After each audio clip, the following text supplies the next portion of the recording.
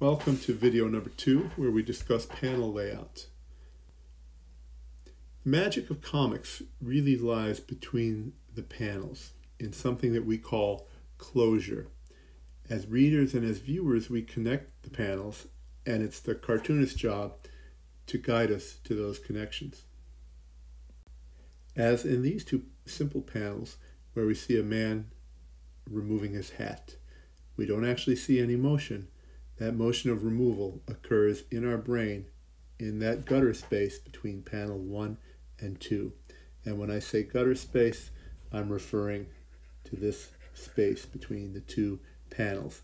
The panels being the boxes or containers of each of the pictures. What's happening in these two panels? We can agree probably a murder or at least an assault. Okay, even though we don't actually see any violence. You, the reader, are the murderer here. We are complicit in the action of the author. We complete the action in our mind.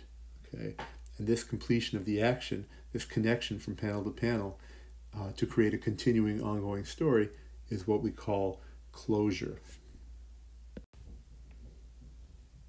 When cartoonists are thinking about a page or trying to tell a story, they pay very close attention to their layouts. By that I mean the size and the number of panels on a page.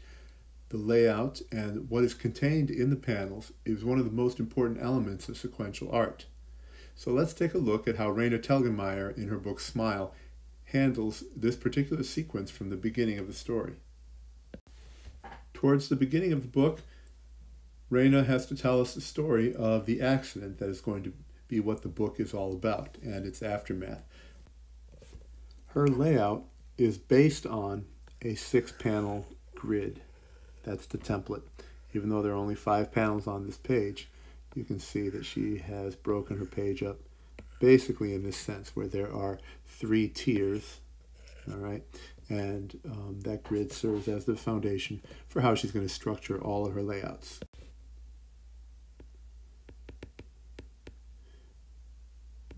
Notice that one of the first ways in which she breaks away from her grid is to include a horizontal long panel here. That gives her the opportunity to show us all of the characters at once, so we have in our mind who all the different actors are going to be in this scene. And she does that very intentionally by using that horizontal panel.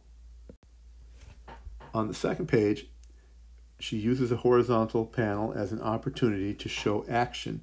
In other words, a line of runners here, so we get a sense of them all running in place. And she takes that same type of space and breaks it into 3 panels down here, where she has to show us a relatively quick series of actions.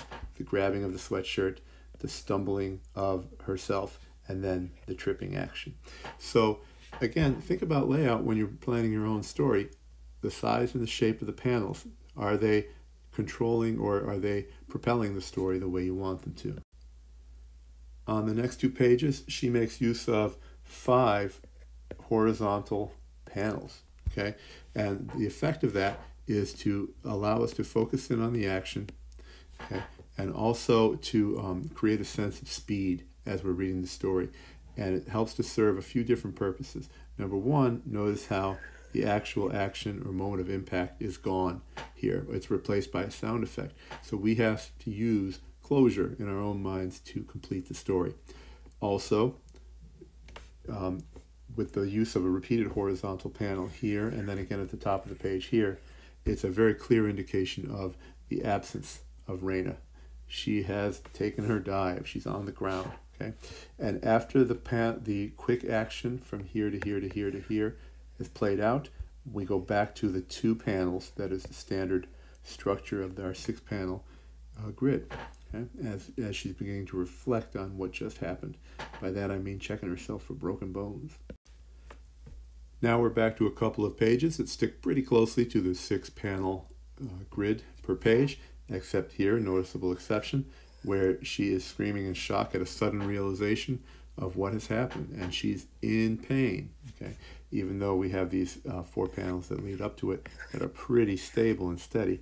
And then we have, again, this wide horizontal panel. Notice we've been zoomed in on the action fairly closely. Now we get a view from a distance, and then again back to the regular grid for telling the story in a straightforward manner. Okay, as we zoom back in on Raina. Again, a couple of uses of the horizontal panel in the next page, as we have to take a view from the street so that we have a sense of where everybody is and what's going on as Raina is carried in to her house from the moment of the accident, or from the location of the accident. This is interesting when we split into two panels down here. Notice what the author does here in a couple of places.